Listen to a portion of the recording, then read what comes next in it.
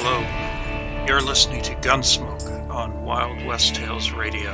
Hope you enjoy the episode.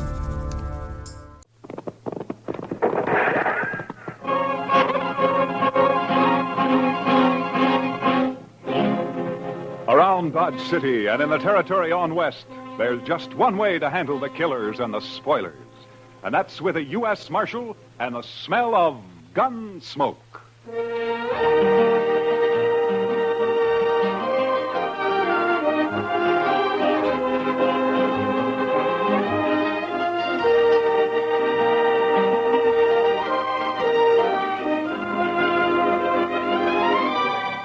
Gunsmoke, starring William Conrad.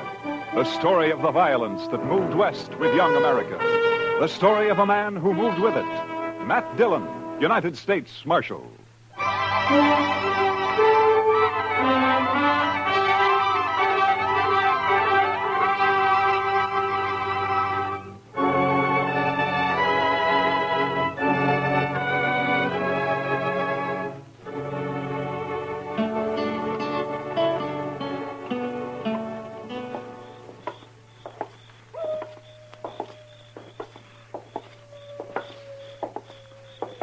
Quiet night, Mr. Dillon. Yeah.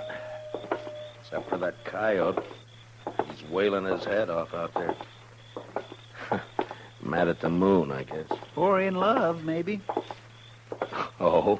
Yes, sir. The way I've noticed it, any time you find a man or an animal out squalling around in the dark, it's usually love. Yeah, but this one sounds kind of mournful, Chester. Well, sir, love is mournful sometimes, Mr. Dillon. Yeah, so I've heard. Matt? Is that you? Oh, good evening, Miss Morley. How have you been, Matt? Oh, fine. Fine, thank you. You, down here on Front Street this time of night alone? I'm looking for Red Lawson. He's a new man, works for Al.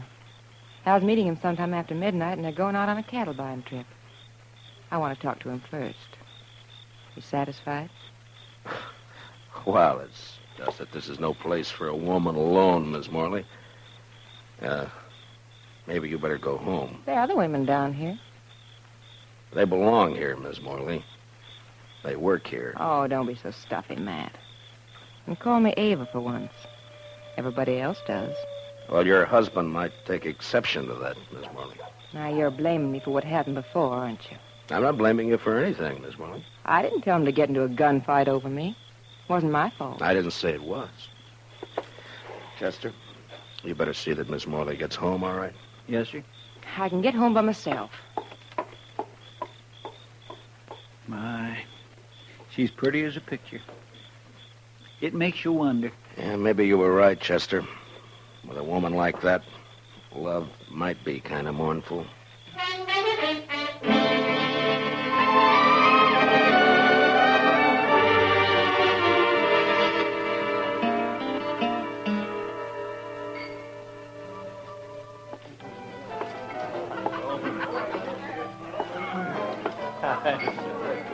So I just give my rope a couple of turns around that juniper stump, and I jerk back on it. Lawson?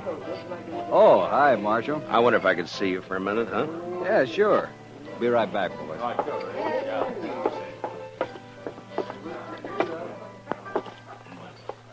What's on your mind, Marshal? Lawson, I just ran into Miss Morley in the street outside. You did? Yeah, I suggested she go home. She's got no business being down here this time of night. It might be a good idea if you'd tell her that, huh? Seems to me that's up to her husband.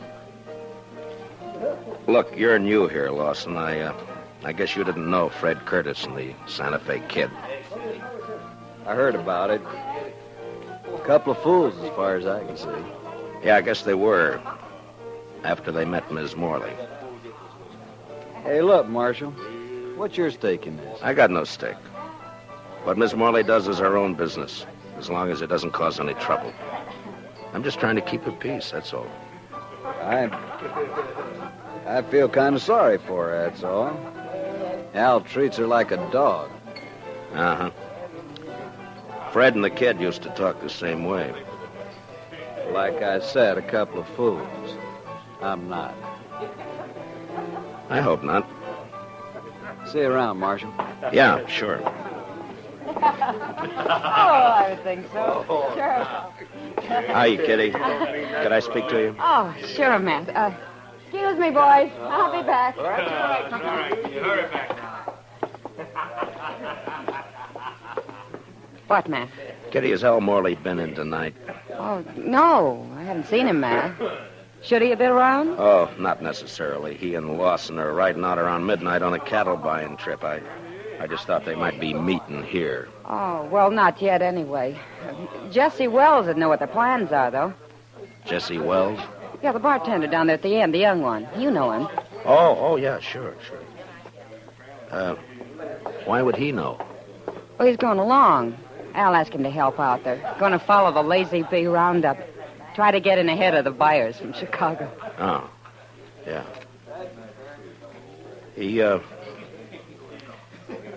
He's a nice-looking kid. I wonder if, Yeah. Yeah, he's another friend of Ava's.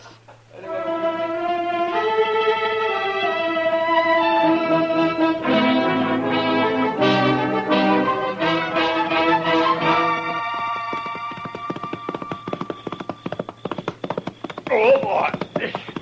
Hold it.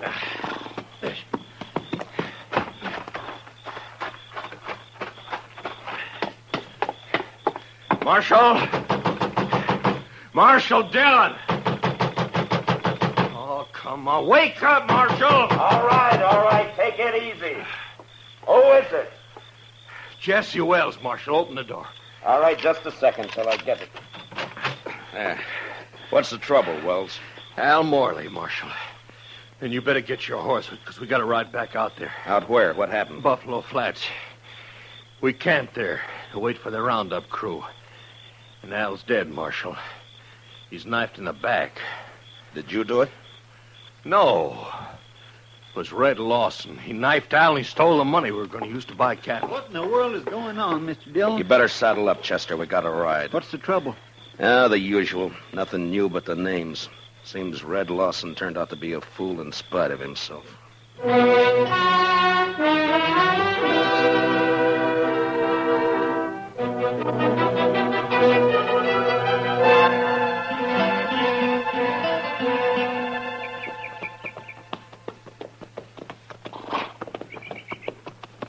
Over this way, Marshal.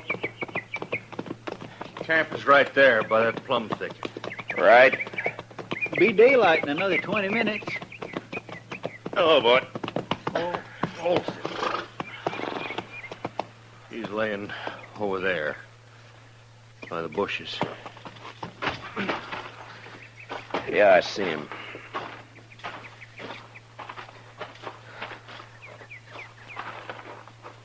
Whose knife is it, Jesse? It's Al's. We were all asleep. We built a fire, made some coffee, and then turned in. But wait for daylight, the Lazy Bee bunch planned to work their stock up this way. I see. Yeah, here, Chester. Wrap the knife in something and hang on to it, huh? Yes, Mr. Dillon. Now, go on, Jesse. What happened? Well, like I said, Marshal Dillon, we were all asleep. I guess it was the sound of the horse's hooves woke me up. Mm-hmm. Red Lawson, he was pulling out. I run over to Al, shook him to wake him up and tell him. Then I saw the knife. He was dead. Where were you sleeping, Jesse? Well, right about here, I guess. Red was across the fire over there, and Al was where he's laying now. What about the money? How'd you know it was gone? Well, I thought about it right off, and I figured that's why Red had done it. Al was carrying about $10,000 in a little leather sack. He'd stuck it under the blanket before we'd gone to sleep. So I went and looked for it. It was gone. You figure Red killed him for the money, then? Well, sure. Of course, I doubt he meant it, though. I think Red was trying to ease the sack out from under the blanket when Al woke up and caught him. Yeah, it's possible. Be light enough to start tracking him in a few minutes, Mr. Dillon. Yeah, sun's poking up over there now. Looks like it's going to be a clear day. Which way'd Lawson head out, Jesse? East. Seemed to be following the wagon tracks. Odds are bad, Mr. Dillon. He's got quite a start on us. Yeah, too much of a start. Well, let's load the pack mule, Chester. I think we'll ride back into Dodge and then take the train from there to Abilene, then work back from the east. Say, that's a good idea. Lawson probably won't be expecting anybody ahead of him. I can't understand it. I just can't understand how anybody could do a thing like this. It sounds like a meadowlark, Chester. Yes, sir. He just flew into those bushes. Red seemed a pretty nice fellow as far as I could tell. It's a funny time of year for a meadowlark, isn't it? Guess $10,000 was just too much temptation, huh? Oh, some of them hangs around all winter, Mr. Dillon. That sure sounds a lot better than that coyote howling. All right, Chester. Get a hold of his feet. Let's load him up.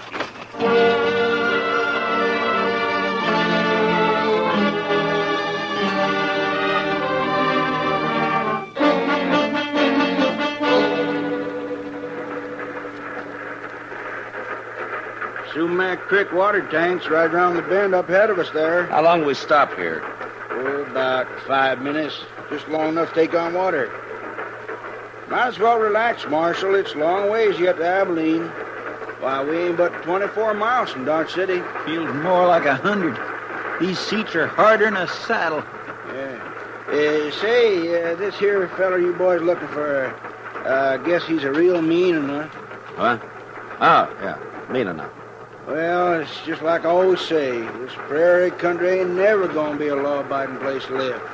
Well, every time I pull out of Kansas City on and run west, I'm expecting every minute to be shot or hung or scalped. Chester, What's the matter, Mr. Dillon? look out the window here. Around the bend there by the water tank. Looks like we don't have to go to Abilene. Oh, yeah, there's some fella waiting to catch a train, I guess. You boys recognize... Is he the one? Yeah. His horse is tied there by the tank.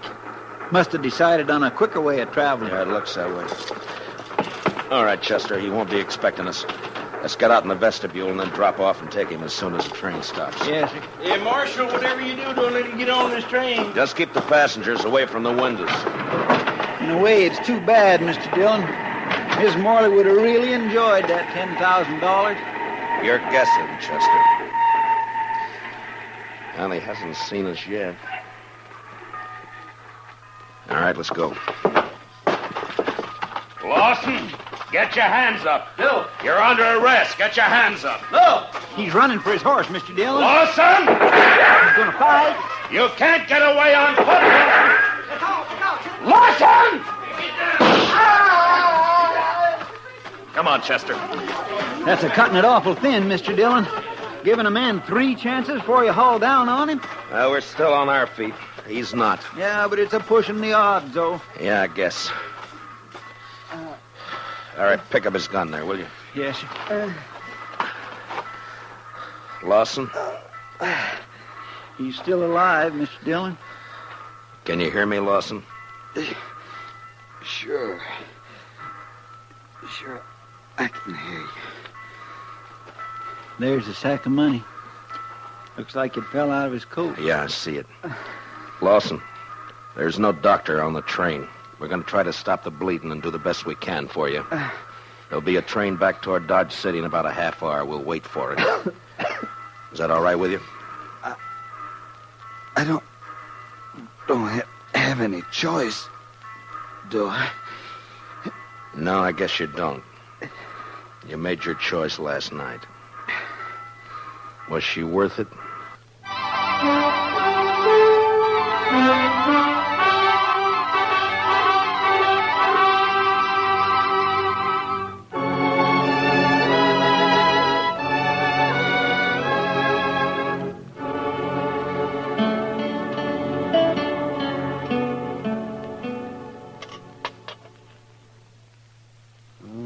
Let me see now. Oh, yeah. Oh, that's a bad one, Matt.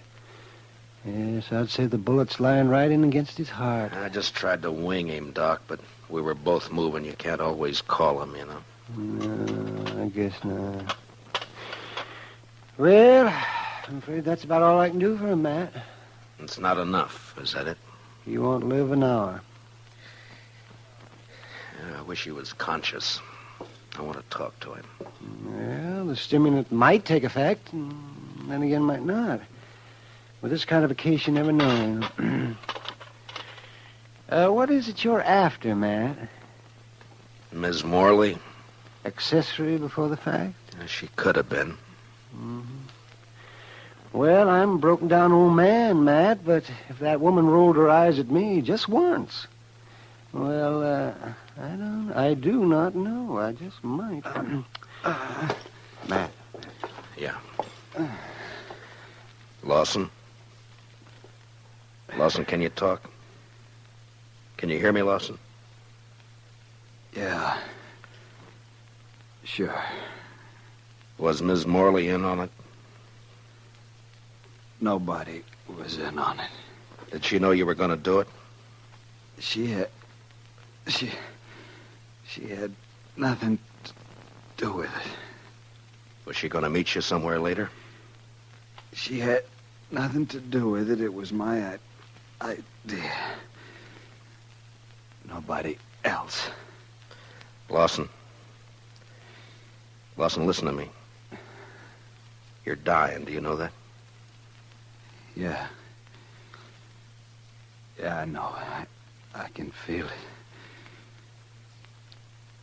She wasn't in on it. All right. That's the way you want it. At least Al won't treat her like a dog anymore. What do you mean? I mean, a dead man can't bother anybody. Al? You ought to know you killed him. No. What? He was asleep. I took the money and rode away. And they were both asleep. I didn't touch him. You're telling the truth. I swear I didn't kill him. I only stole the money, and I didn't get... Well, guess I was wrong, Matt. The bullet was closer to his heart than I thought. Yeah. And I was wrong about something myself, Doc. I thought this was the end of it. Now it's wide open again. Wide open.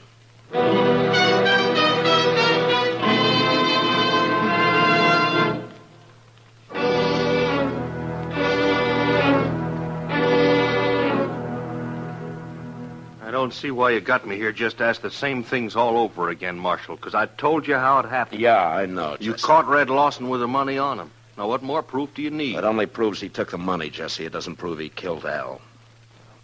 Well, what do you mean?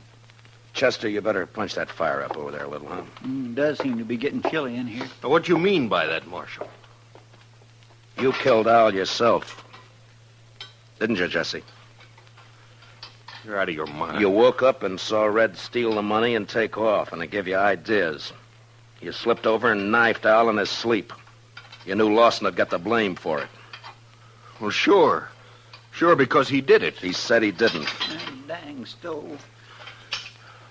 Well, Marshal, did you expect him to tell the truth? He was dying, Jesse. Knew he was dying. I think he told the truth. I see. His word against mine. Word of a thief. I didn't say I could prove it, Jesse. But you did it, though. We both know that. And sooner or later, I'm going to get you for it. Chester, I think it'd draw better if you'd open the damper.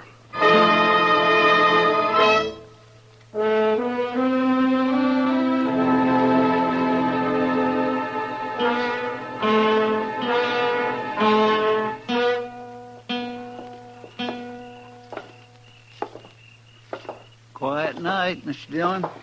It was a quiet night last night. And 2 men who were alive last night are gone tonight. Sure makes you stop and wonder. Well, at least one thing hasn't changed. That coyote's still there. I guess there'll always be coyotes around, Mr. Dillon. What are you going to do about Jesse Wells? Oh, I don't know, Chester. He's guilty. You can see it written all over him, but there'd be no use bringing him in. I haven't got one piece of evidence. I don't know. Yes, sir. She's quite a woman. Mercy. Quite a woman. Yeah, she is that, all right. Matt? Is that you? Good evening, Miss Morley. Who are you looking for tonight? Can't be Red Lawson. He's dead. So is my husband. You forgotten? My deepest sympathy. Don't bother. You know better. I am sorry about Red, though. He was nice. You're the one who did it, aren't you, Matt? Yeah.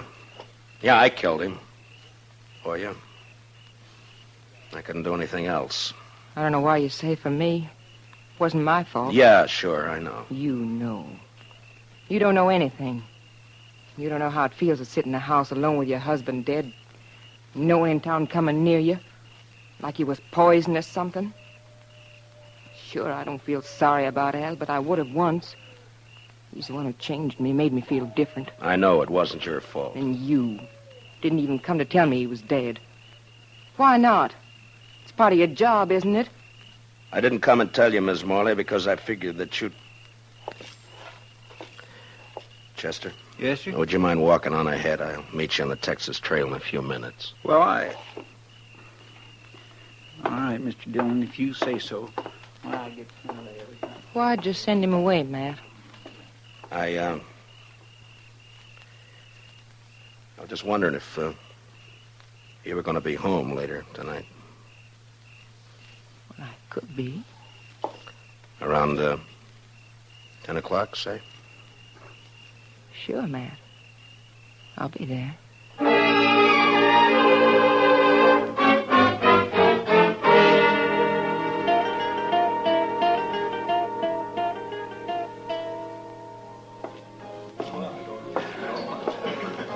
Well, Hiya, Kitty. Chester and I were trying to think of some way to rescue you from Ava's clutches. Only one thing, though, Mr. Dillon. I wasn't sure you wanted to be rescued. Kitty, has Doc been in tonight? Oh, I haven't seen him, Matt. Chester, will you see if you can find him and have him meet me here? Yes, sir. Right away, Mr. Dillon. Kitty, Yeah. I wonder if you'd help me with something. Well, sure, Matt. What? Drop a hint to that bartender, Jesse Wells, that it might be smart to slip out of here and pay a visit to Miss Morley's around, say, 9:45 tonight. All right. Is it anything you can talk about?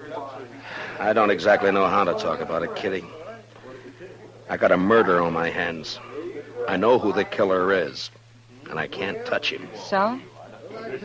So I'm going to try to make him touch me. Oh. All right, Matt. I'll take care of it. Will you be around for a while? Yeah. I'll be here till about 10.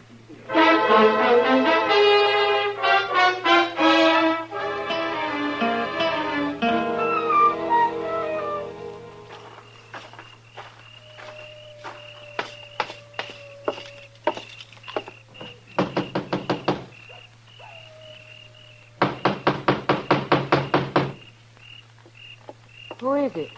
It's Matt Dillon. Who'd you think? Just a minute. Well, hurry up. Let me in. All right, Dillon, come on in. Well, Jesse, I thought you were working. I was, till just a few minutes ago. Well, what's on your mind?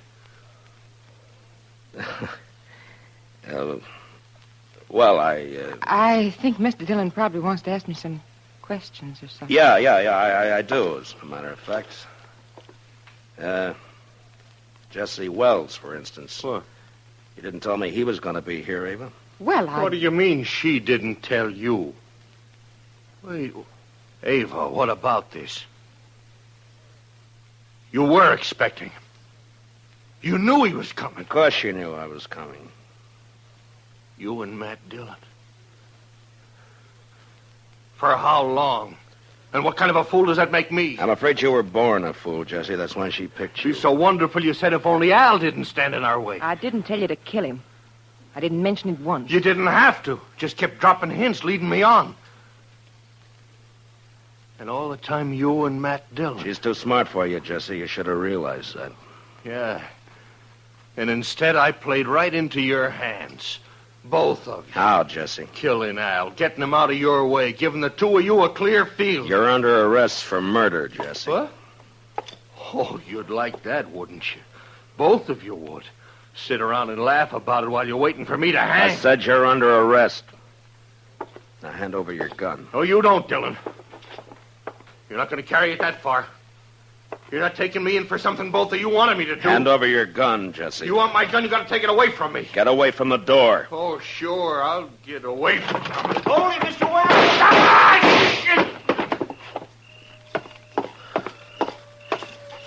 Are you all right, Chester? Yes, sir. It was close, but he missed me. Well, you two didn't miss him. I don't know which one of you fired first, but either bullet would have done it. Well, you got his confession all right, Mr. Dillon. Doc and I heard every word from the front porch there. We sure did. Only one thing, though, Matt. He didn't implicate the woman in it. Yeah, I know.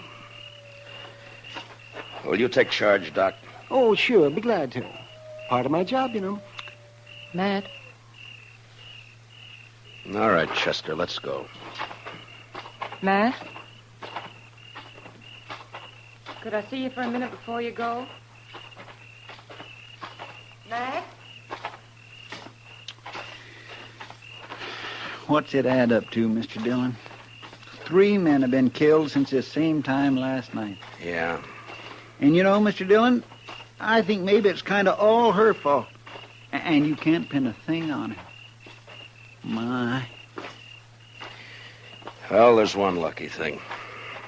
There aren't many women like her.